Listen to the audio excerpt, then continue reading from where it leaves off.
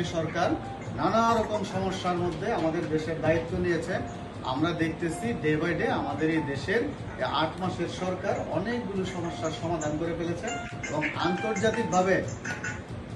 আন্তর্জাতিকভাবেও আমাদের দেশের বিনিয়োগের যে খাত আপনারা দেখছেন যে সারা পৃথিবীর স্বাবলম্বী মানুষগুলি, ব্যবসায়ী প্রতিষ্ঠানগুলি আমাদের রাষ্ট্রের প্রধান উপদেষ্টার ডাকে দেশে আসতেছে এবং আমাদের রাষ্ট্রের সাথে তারা ব্যবসায়িক চুক্তির সাথে তারা আবদ্ধ হতেছে। তো এতে করে কি হবে, আমাদের দেশের অর্থনীতি প্রতিষ্ঠিত হবে, আমাদের দেশে নানাবিধ প্রতিষ্ঠান হবে, ব্যবসায়িক প্রতিষ্ঠান হবে, কর্মসংস্থান হবে এবং সারা পৃথিবীতে আমরা এতদিন যে দারিদ্র সীমার নিচে ছিলাম, আস্তে আস্তে আমাদের দেশে যখন অর্থনীতি স্বাবলম্বী হবে, আমরা মানুষ হিসাবে স্বাবলম্বী হব, আমাদের রাষ্ট্র স্বাবলম্বী হবে এবং বিশ্বের দরবারে আমরা আর দরিদ্র রাষ্ট্র হিসাবে সাহায্য চাই আমাদের কাছে আর বিশ্বের কাছে ছুটে যেতে হবে না। আমরা ভোট করছি বর্তমান সরকার খুব দ্রুতই যৌক্তিক সংস্কারের পরে আমাদেরকে সুন্দর একটা নির্বাচন উপহার দিবেন।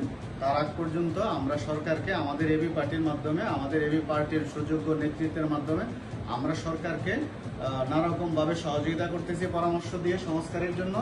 আপনারা এলাকাবাসীর সমস্যা সমাধানের জন্য এবি পার্টির পক্ষ থেকে মানুষের পাশে দাঁড়াবেন। এই আহ্বান রেখে সংক্ষিপ্তভাবে আজকে আমি আমার আলোচনা এখানেই সমাপ্ত করছি। আপনারা যারা আজকে এবি পার্টিতে ফর্ম ফিল আপের মাধ্যমে আমার হাতে ফর্ম দিয়ে যোগদান করলেন, এবি পার্টির পক্ষ থেকে, চেয়ারম্যান মহোদয়ের পক্ষ থেকে আমি আপনাদেরকে আন্তরিকভাবে ধন্যবাদ জানাচ্ছি। এবং আজকে আমাদের যে যার ঘরে বসা আছে নুর হোসেন ভাই, উনি ঢাকায় যে দলে যোগদান করে আসছেন, উনি বুঝতে পেরেছেন যে না, এইভাবে একটা রাষ্ট্র চলতে পারে না, এইভাবে একটা এলাকাও চলতে পারে না। উনি আপনাদেরকে দাওয়াত করেছেন, উনিও দায়িত্ব নিয়েছেন নুর হোসেন ভাইকে আপনারা সহযোগিতা করবেন, আপনারা সবাই মিলেমিশে একসাথে কাজ করবেন।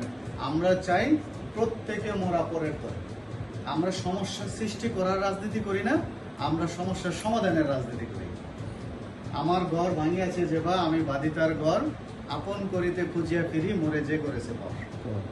আমরা সবাইকে কাছে টানবো, তবে অবশ্যই যারা রাষ্ট্রদ্রোহী, রাষ্ট্রের ক্ষতি করে, আমরা তাদেরকে আর পুনর্বাসন হওয়ার সুযোগ আমরা দিতে চাই। কারণ আমাদের সন্তানদের বুকে যারা গুলি করছে, আমরা তাদের বিচারের মাধ্যমে এই দেশে, তারাই দেশের নাগরিক, আবার তাদের উপরে যেন কোনো রকম ইনজাস্টিস না হয়, জুলুম না হয়, সেটাও আমরা বর্তমান সরকারকে বলবো। নামে বেনামে যদি আওয়ামী লীগের নামে কারো নামে মিথ্যা মামলা হয়ে থাকে, সে যেন হয়রানি না হয়। মিথ্যা মামলা যদি কারো নামে হয়ে থাকে, ডেভিল হান্টের মামলা যদি কেউ মিথ্যা হয়রানির মামলা হয়ে থাকে, আমরা সরকারকে বলবো সেই মামলা থেকে যেন তাদেরকে দ্রুত হয়রানি থেকে অব্যাহতি দেওয়া হয়। আর যারা অপরাধী তাদের যেন সঠিক বিচার হয়। এই সঠিক বিচার প্রক্রিয়ার মাধ্যমে আমরা এই দেশটাকে পুনর্গঠন করব এবং একটা জনকল্যাণমূলক রাষ্ট্র আমরা এই দেশের নাগরিকদেরকে উপহার দিতে চাই। সেজন্য নারী পুরুষ সবাই মিলে সচেতন হতে হবে। আরেকটা কথা যেটা মনে পড়লো, বাংলাদেশের জনসংখ্যার প্রায় 50% নারী। নারীদেরকে আমরা শিক্ষিত করে গড়ে তুলব এবং আহ্বান করব তারা যেন প্রত্যেকের অবস্থান থেকে মানুষকে সচেতন করে। সবাই মিলে নারী পুরুষ আমরা একসাথে কাজ করব, এবি পার্টির ব্যানারে আমরা কাজ করব, আমরা দলীয় শৃঙ্খলা মেনে কাজ করব, আমরা দলীয় প্রোটোকল মেনে কাজ করব এবং নারী পুরুষ সবাই মিলে আমরা এই দেশটাকে অনেক সুন্দর একটা সুখী সমৃদ্ধশালী সোনার বাংলাদেশ গড়তে চাই।